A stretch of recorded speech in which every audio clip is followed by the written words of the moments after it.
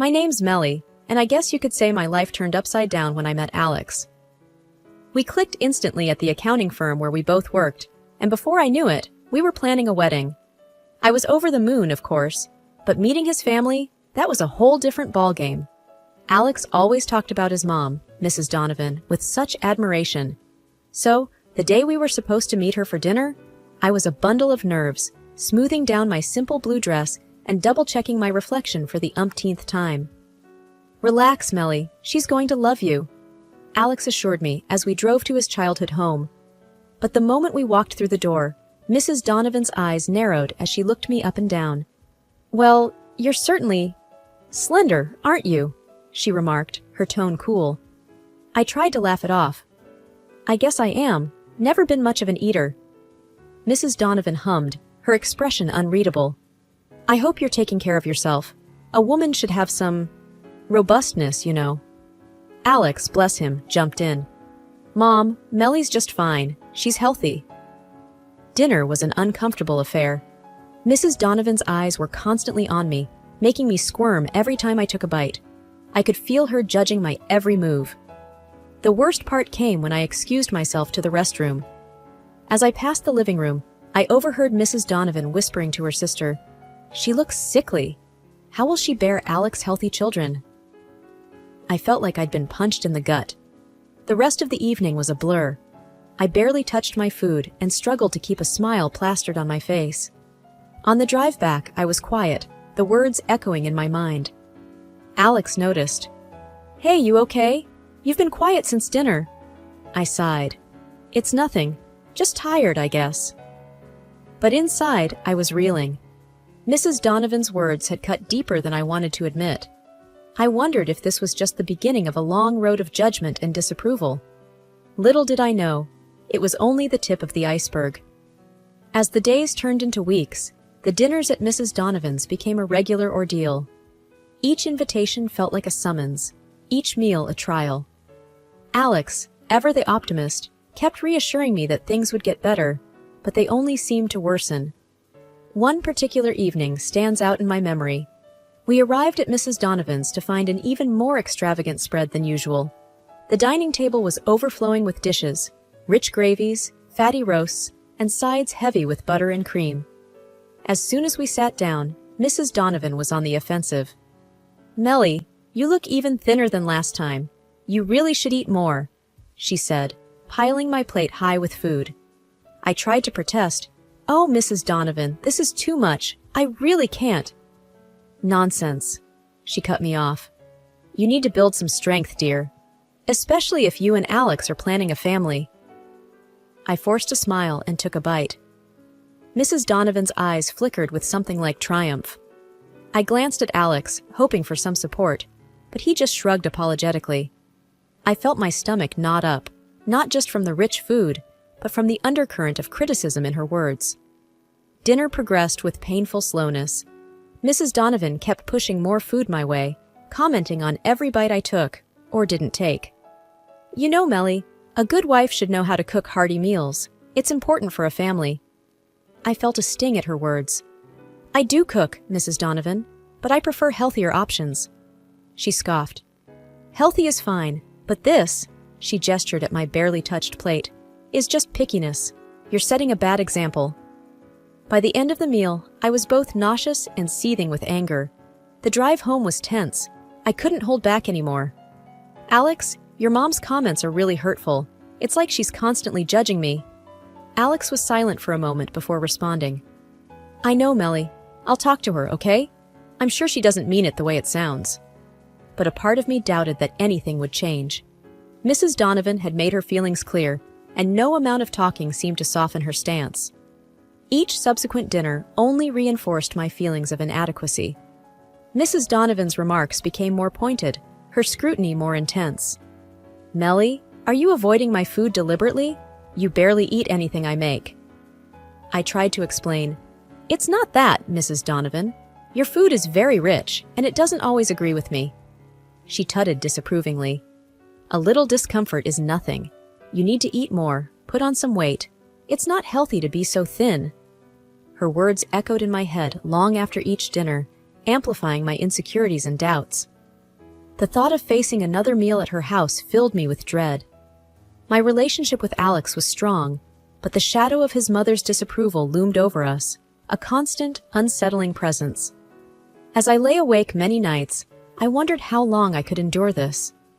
The discomfort in my stomach after each meal was a stark reminder of the growing discomfort in my heart. I felt like an outsider, unwelcome and misunderstood, and I couldn't help but worry about the future of our relationship under the weight of his mother's judgment. As the days rolled into weeks, my unease around Mrs. Donovan turned into outright dread. The constant scrutiny, the endless comments about my weight and eating habits, it was all becoming too much. So I made a decision, one that I knew wouldn't sit well with her. I started avoiding meals at her house. The next time Alex mentioned going over for dinner, I hesitated before speaking up. "Alex, I don't think I can go tonight." He looked surprised. "Why not? Mom's making that roast you liked."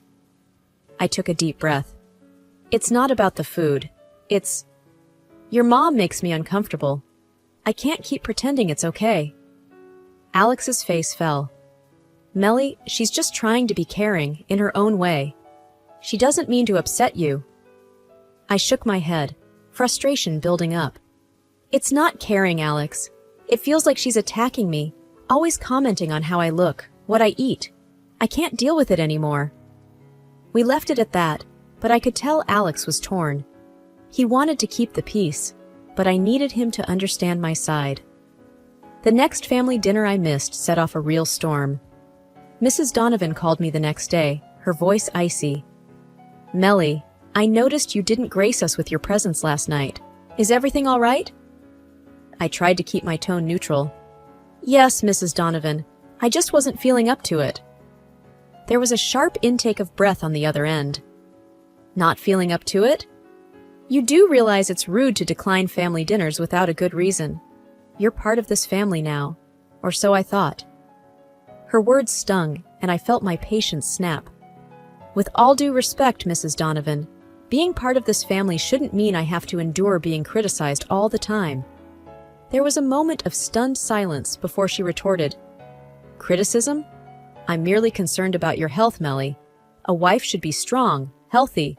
I'm worried you're not suitable for Alex." That hit a nerve. Suitable? I love Alex and he loves me. That's what matters, not your opinion on my health.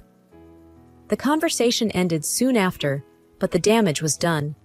The rift between us grew wider, deeper. Alex tried to mediate, but his attempts only made things worse.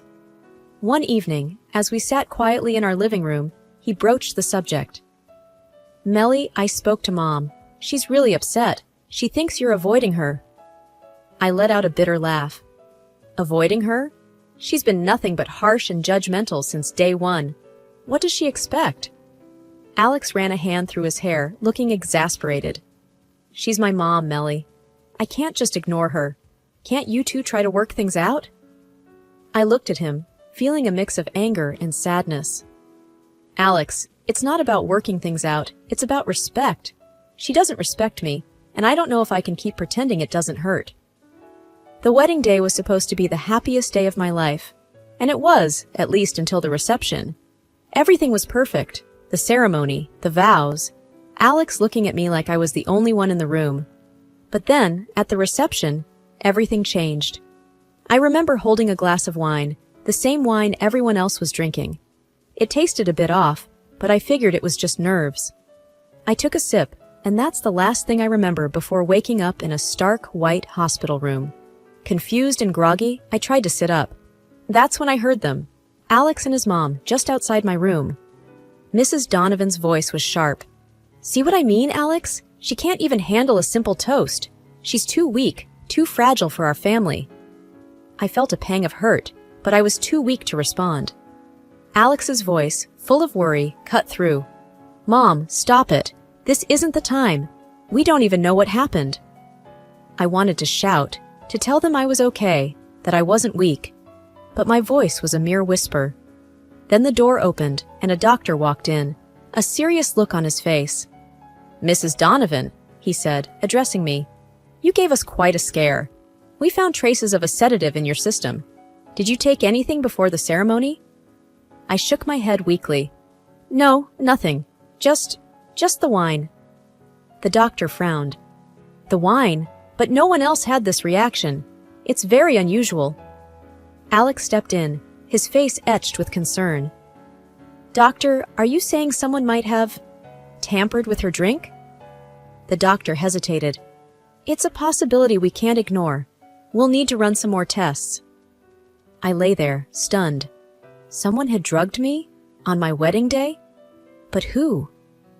And why? As the doctor left to arrange the tests, Alex came to my side, taking my hand. Melly, I'm so sorry. I can't believe this is happening. I tried to smile, to reassure him, but my mind was racing. The only thing I could taste was the bitterness of the wine and Mrs. Donovan's harsh words echoing in my head. That night in the hospital, I couldn't sleep. The realization that someone might have deliberately hurt me was terrifying. And the worst part was not knowing who or why. I looked over at Alex, asleep in the chair next to my bed, and felt a wave of sadness. Our wedding day was supposed to be about us, our love. Instead, it ended with me in a hospital bed, surrounded by suspicion and fear. Back home from the hospital, I was a bundle of nerves. The thought that someone had drugged me at my own wedding was like a dark cloud hanging over me. And deep down, I had a gnawing suspicion about who it might be. One evening, I couldn't hold it in any longer. Alex and I were sitting in the living room, the TV playing some show neither of us was watching. I turned to him, my voice shaky. Alex, I need to talk to you about something serious. He muted the TV, looking concerned. What's up, Melly? I took a deep breath. I've been thinking about what happened at the wedding, and I can't shake off the feeling that your mom might have had something to do with it. Alex's face changed instantly. What? Melly, that's crazy talk. Why would you even think that? I could feel my frustration mounting. Think about it, Alex. All those comments, the way she's always on my case. And then, I suddenly fall ill after drinking wine that tasted odd? It's not that far-fetched. Alex stood up, pacing the room. Melly, you're talking about my mom. She can be tough, sure, but she wouldn't do something like that. You're letting your imagination run wild. I stood up too, my voice rising. Am I, Alex? Or have you just been turning a blind eye to all the things she's said and done? Can't you see she doesn't like me? He stopped pacing, looking pained. Melly, this is serious. Accusing someone of drugging you, that's a big deal. You can't just throw around accusations without proof. I felt tears prick my eyes. I thought you'd at least consider what I'm saying, but it seems like you'll always take her side. Alex sighed, running a hand through his hair. It's not about taking sides, Melly. It's about being rational. We can't accuse people based on a hunch. I felt a mix of anger and disappointment. So, what am I supposed to do? Just forget it happened? He came over, trying to put his arm around me, but I stepped back. We need to think this through, Melly. Maybe talk to the police again. See if they found anything new. I nodded, though I felt far from convinced. Fine, we'll talk to them. But Alex, if it turns out I'm right, I don't know what I'll do. That night, I lay awake, staring at the ceiling. My mind kept going back to Mrs. Donovan, her words, her looks. The doubt and fear were like a poison, and I knew I had to find the truth, no matter how painful it might be. A couple of weeks after the hospital incident, we were invited to another family gathering at Mrs. Donovan's house. I was hesitant to go, but Alex insisted it would be good for us to show a united front. As we walked into Mrs. Donovan's house, the atmosphere was tense. I could feel eyes on me, whispering under their breath. Mrs. Donovan greeted us with a smile. Melly, dear, so glad you could make it, she said, her voice dripping with something that didn't quite sound like sincerity. I forced a smile back. Thank you for having us, Mrs. Donovan. Dinner was served, and I noticed Mrs. Donovan made a point of bringing me a separate dish. I made this especially for you, Melly, considering your delicate condition. Her emphasis on delicate didn't go unnoticed. I eyed the dish warily. It looked normal, but after the wedding, I couldn't be sure. Alex, oblivious to my discomfort, started eating his meal. I pushed the food around my plate, my appetite gone. Mrs. Donovan watched me, a hint of a smirk on her face. "Not hungry, Melly? I made it just for you." I looked up, meeting her gaze. "I'm just not feeling all that well, Mrs. Donovan, but thank you." The room was filled with murmurs and side glances. I could feel the weight of everyone's eyes on me, judging, questioning. Alex, noticing my discomfort, leaned in. "You okay?" I nodded, but my mind was racing. What if she had done something to the food again? I couldn't take any chances. I whispered to Alex, "Can we switch plates? I'm not comfortable eating this." He looked confused but obliged, swapping our plates. As he reached for a bite of my food, Mrs. Donovan's hand shot out, stopping him. "No, Alex, don't!" she exclaimed, her voice laced with panic. The room went silent. Everyone's eyes were now on her. Alex looked up, startled. "Mom? What's wrong?" Mrs. Donovan's face had lost all color. She stammered, looking for an excuse. It's just... That dish is specially made for Melly. It's not to everyone's taste." I stared at her, my suspicions growing stronger. "Why not, Mrs. Donovan? What's in it that's so special?" She fumbled for words, her usual composure slipping away. It's just a special recipe." The tension in the room was palpable. Alex looked between his mother and me, confusion turning to realization. "Mom, what did you do?" Mrs. Donovan was silent, her eyes darting around the room. I knew then, without a doubt, that my suspicions were right. There was something in that food, something she didn't want Alex to eat. The room was heavy with tension following the incident with the plates. I could feel everyone's eyes on us, on Mrs. Donovan, who looked like she was caught in a trap. Alex, his face a mix of anger and disbelief, turned to his mother. "Mom, what's going on? Why did you freak out about me eating Melly's food?" Mrs. Donovan was fumbling for words, her usual poise nowhere to be seen. "It's nothing, it was made for Melly, not for you." I couldn't hold back anymore. "That's not good enough, Mrs. Donovan. You've been against me from the start. What did you put in my food?" The room erupted into murmurs. Mrs. Donovan's eyes darted around, looking for an escape. "I didn't put anything in your food, Melly. This is ridiculous." I stood up, my hands trembling. "It's not ridiculous. Ever since I started coming to these dinners, I felt sick. And then the wedding. Someone drugged my drink, and now this? It's too much of a coincidence." Alex stood up too, his voice firm. "Mom, if you did something to Melly's food, you need to tell us now. This is serious."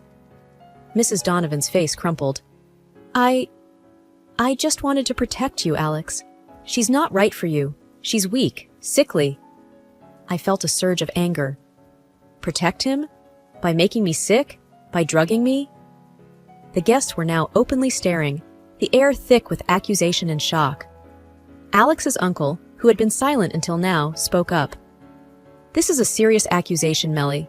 Do you have any proof?" I pointed to my plate. "I'm calling the police, and they will give the food prepared by Mrs. Donovan for examination." And then Mrs. Donovan burst into tears. "I just wanted the best for my son. I thought if she was out of the picture, he'd find someone better, someone healthier." The confession hung in the air, heavy and damning. Alex looked at his mother, his expression one of utter betrayal. "You did this to Melly? My wife?" I felt a mix of relief and despair. Relief that the truth was out, but despair at the cost. My relationship with Alex, our place in his family, everything was in shambles. The rest of the evening was a haze. There were arguments, people taking sides, some in disbelief, others in anger. Alex and I left early, the weight of what had happened bearing down on us. As we drove home, neither of us spoke. The silence was oppressive, filled with unasked questions and unspoken fears. What did this mean for us? For our future?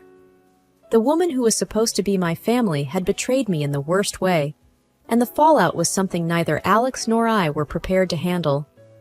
That night, as I lay in bed, the events of the evening replayed in my mind.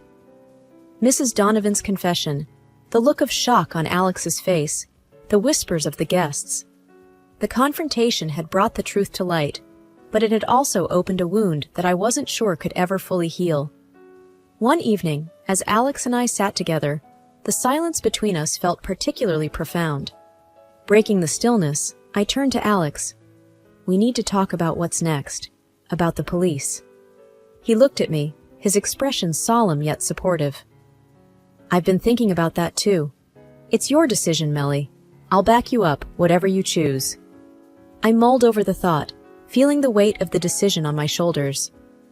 It's just, going to the police feels like opening a Pandora's box. It's not just about exposing what happened, it's about airing family issues in public.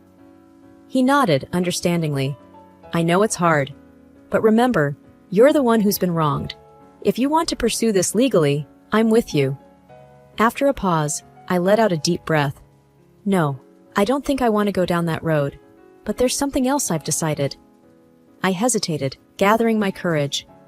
I can't see your mother again, Alex. After everything, I can't. Alex's reaction was quiet, contemplative. I understand. And honestly, I feel the same. After what she did, I can't just carry on as if nothing's happened. I won't see her either. His words were a relief, a validation of my feelings. It's going to be hard, Alex. She's your mother. He squeezed my hand, firm and reassuring. I know, but what she did, it's unforgivable. Our relationship, our marriage, comes first. In the days that followed, we both stood by our decision. It was a difficult period, adjusting to this new reality where Mrs. Donovan was no longer a part of our lives. There were moments of doubt, of questioning whether we were too harsh, but we supported each other through them. We started focusing more on ourselves, on rebuilding and strengthening our bond. We made plans for the future, small things to look forward to, like weekend getaways and quiet evenings together.